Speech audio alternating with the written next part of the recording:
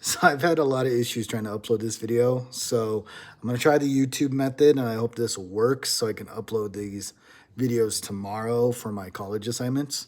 So the main, so the first video, the first class that I watched, was a lady by the name of Miss Higgins. I really enjoyed her video for a couple of reasons, not just how professional and how great the classroom setting was. It was really great to see a class that had a majority that was African American. And the main reason why that means a lot to me is I have a daughter that I adopted who is African American. And for me, I've been kind of blindsided and I've been kind of just in my own little bubble, I guess to say.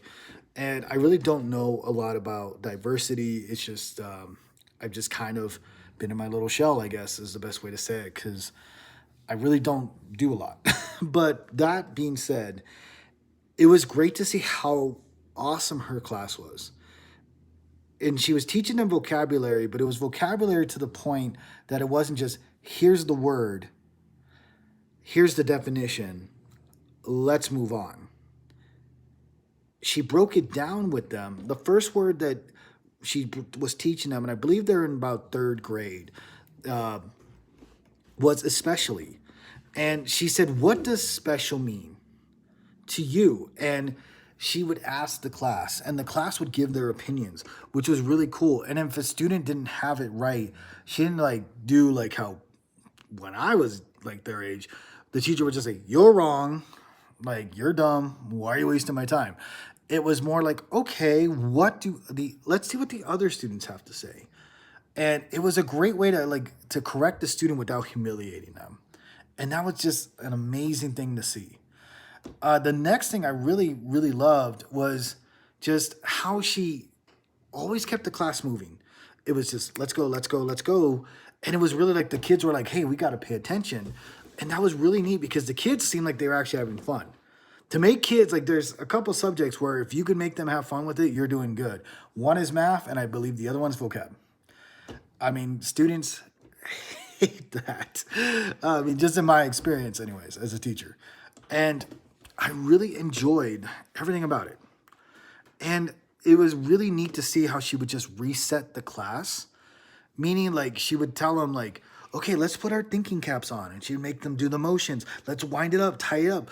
Like that's really cool because how many times have we seen students and just an experience that have a hard time?